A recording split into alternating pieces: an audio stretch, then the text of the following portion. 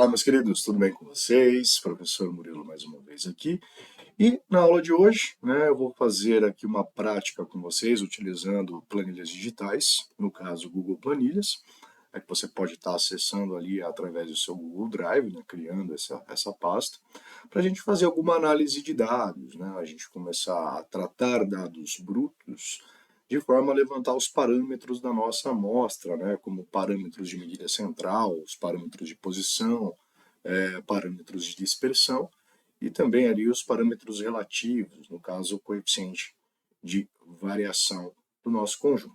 Essa prática ela vai estar dividida em duas partes. A primeira parte a gente vai estar trabalhando com os dados brutos e a segunda parte a gente vai estar trabalhando então com os dados realizando um agrupamento, então criando ali um intervalo de classe, já fazendo uma mostra, utilizando tabela de frequência. Eu já deixei então aqui setadinho para nós, as duas partes. A gente vai estar trabalhando primeiramente com esse conjunto de dados, depois a gente vai utilizá-lo novamente, mas já para fazer o tratamento da tabela de frequências, certo? Bom, pessoal, o que nós temos aqui? Aqui nós temos um conjunto de 50 dados, tá? Quantidade de 50 dados, sobre o rendimento de veículos automotivos, no qual ele fala então ali a quilometragem por litro que o veículo ele consegue estar fazendo. Então aqui a gente tem o primeiro veículo, 14,72 km por litro. Então temos aqui os nossos dados e a distribuição deles. Perfeito? Temos algumas orientações aqui.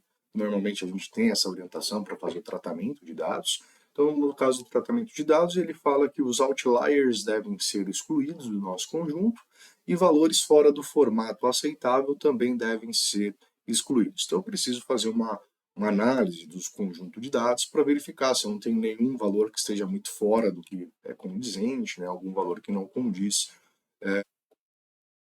Primeiramente, a gente tem aqui os dados de forma aleatória, eles estão ali distribuídos de forma aleatória da forma que eles foram coletados. Então, é o primeiro dado, o segundo dado, e o primeiro tratamento que a gente faz é, então, organizar esses dados de uma forma crescente ou decrescente para que a gente consiga fazer uma análise um pouco melhor. Então, eu vou selecionar aqui o nosso conjunto, selecionei aqui a nossa matriz, coluna, referente ao rendimento, e eu vou, então, fazer uma organização aqui dos nossos dados, fazendo a classificação do intervalo, no caso da coluna B, tá? Classificação do intervalo em dados, e vou pedir para ele organizar de A até Z.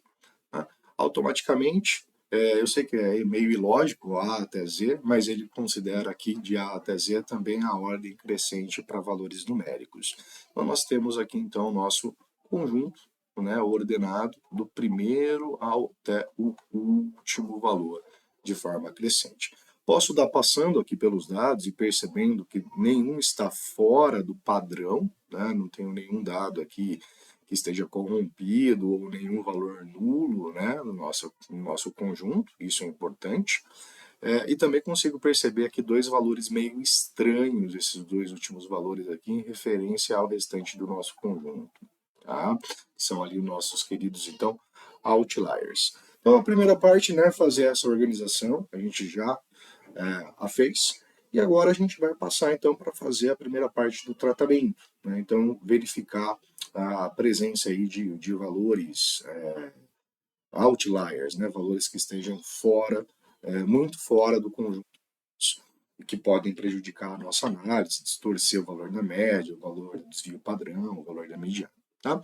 Bom, eu vou selecionar então esse conjunto. Tá? Uma forma eficiente para a gente tratar é a gente inserir aqui um gráfico. Tá? Qual gráfico? A gente vai estar utilizando um gráfico de... então, aqui esse gráfico mostra para a gente o gráfico de rendimento. Aqui tem uma distorção muito grande. Mas normalmente a gente vem aqui e seleciona o gráfico de dispersão. Tá? Então, o gráfico de dispersão. No gráfico de dispersão aqui a gente consegue, então, observar que os dois últimos dados do nosso conjunto, perfeito, eles estão bem fora. Então, enquanto que os nossos outros dados quase correspondem aqui a uma reta, de 0 até 15, 16, a gente tem esses dois valores aqui, que é o 20 e o 21, que estão bem fora do nosso conjunto. Então, posso considerá-los como sendo outliers. E pelo tratamento ele fala para que esses valores eles sejam então excluídos. Tá? Então eu vou selecionar os dois valores e vou simplesmente excluí-los do meu conjunto. Tá?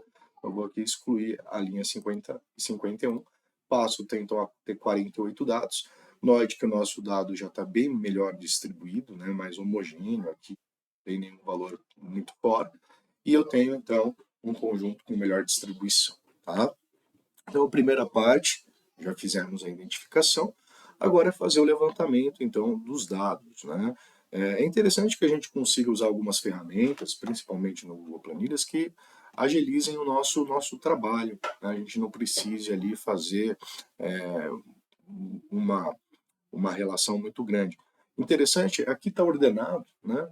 A gente sabe que tem 48 dados, mas você poderia usar uma função aqui que era quantos dados, né? Vamos colocar aqui N, né, por exemplo. Quantos dados eu tenho no meu conjunto? Vamos dizer, eu queria saber essa métrica, né? Eu poderia usar aqui a função count, tá? Então ele vai contar, né, as células que estão preenchidas. Então eu poderia selecionar aqui a nossa matriz, tá? Count, fecho, ele vai retornar que eu tenho 48 dados. Né? Isso é muito útil quando você tem uma planilha, uma quantidade de dados muito grande. Tá? Então, 48 dados. Eu também posso levantar aqui qual que é o valor mínimo do meu conjunto. Tá? O mínimo é o valor, menor valor, né? A gente chama, então, o min, né? O mínimo. Estou chamando o mínimo do conjunto. Como ele está ordenado, fica fácil, mas a gente poderia usar esse recurso. Tá? Então, mínimo 10.11. Também posso localizar aqui o nosso máximo, tá? O valor máximo do nosso conjunto, chamando aqui o max. Tá? Então, o valor máximo do nosso conjunto, ele vai retornar aqui o último dado, já que eles já estão ordenados. Então, são algumas aplicações. O que mais eu posso fazer aqui, tá, gente? Eu posso, já que eu tenho um mínimo e um máximo, eu posso calcular uma medida ali de dispersão, que é a amplitude, né? Vamos chamar aí de amplitude total do meu conjunto. Como que eu obtenho essa amplitude total? Né? A amplitude total é a diferença do máximo e o mínimo. Então eu posso configurar aqui para tomar o valor do máximo e subtrair o valor do mínimo. Tá? Então a gente tem uma amplitude de 5,73 do primeiro dado, né, do menor valor até o maior valor. Então aqui eu estou trazendo já alguns fatores de relevância para o nosso conjunto, tá? Uma pequena análise. Agora, a gente tem ali algumas expressões que a gente gostaria de estar utilizando, né, para calcular, por exemplo, a média, calcular o desvio padrão. Mas primeiro, né, eu vou buscar a moda. Né? O que seria a moda? O valor de maior frequência, o valor que mais se repete, caso ele exista. Né? Então eu teria que verificar aqui se temos valores que se repetem. Às vezes nós não teremos. Tá? Então eu vou colocar aqui moda e eu vou chamar a função moda. Tá? Então mod, tá? Mod ele vai trazer para a gente então o valor que tem valor mais comum ou de maior frequência. Vou selecionar aqui também minha coluna de dados. Tá? Vamos verificar se nós temos uma moda. E ele diz aqui que nós não temos moda, ou seja, todos os valores eles aparecem unicamente uma vez. Tá? Então ele é um conjunto amodal. Perfeito? Não temos uma moda para esse conjunto de dados. Posso também buscar a mediana. Né? Então vamos pegar aqui a nossa mediana.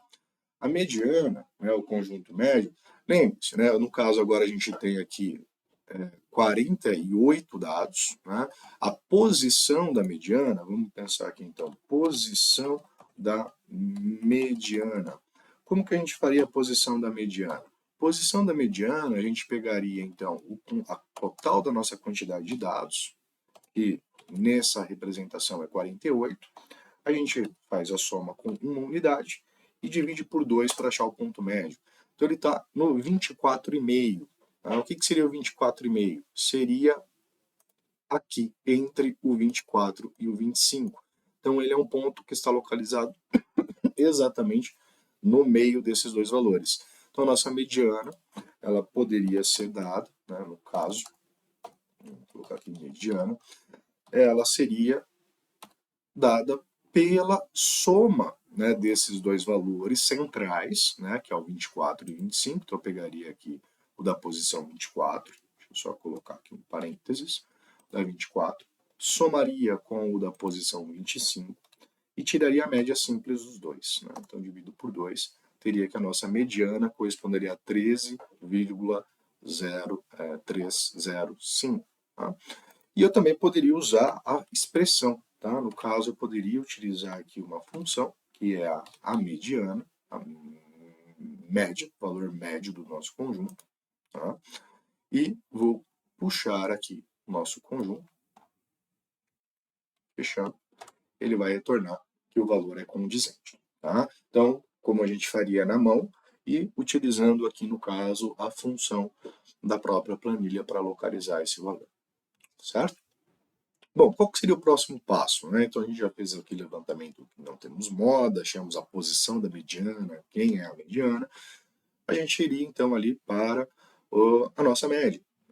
E como a gente faria essa nossa média? A nossa média, eu coloquei aqui a expressãozinha, ela é representada então pela somatória dos nossos dados dividida por n. Tá? Então a gente precisaria aqui a soma.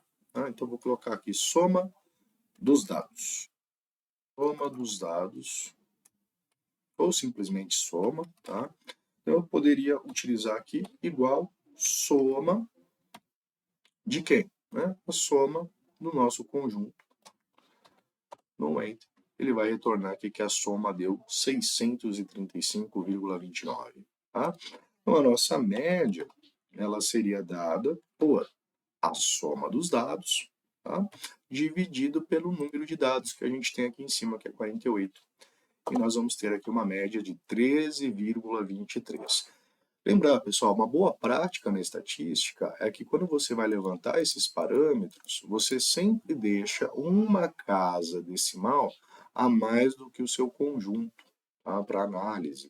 Então, por exemplo, aqui eu tenho trabalhando com 2 casas decimais, então eu vou deixar a mediana aqui apresentada com 3 casas decimais. Tá? Isso é uma boa prática que nós temos aí para não ter tanto conflito. Então já achamos a nossa moda, né? Achamos a média, achamos a mediana, achamos então as medidas de tendência central, né? Ou medidas de posição, e agora a gente vai então para as medidas de dispersão. Né? Já temos a amplitude, vamos ali então para a variância e o desvio padrão. Tá? Então a variância, que a gente representa por S elevado ao quadrado, né? E o desvio padrão.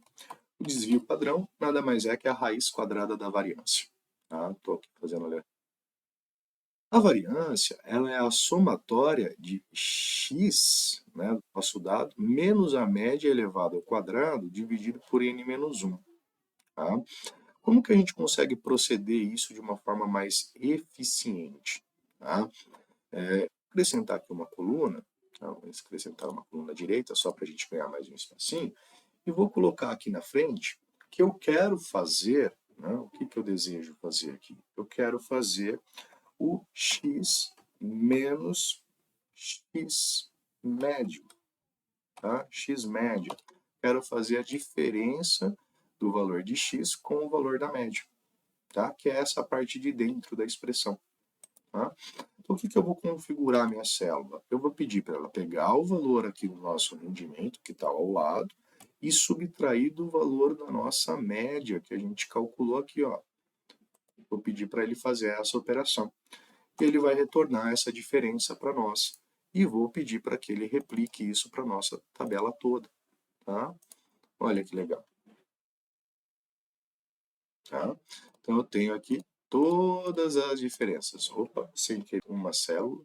Não era isso que eu gostaria de fazer. Quero essa sugestão. Aqui ele não fez. Deixa eu verificar. Ele precisava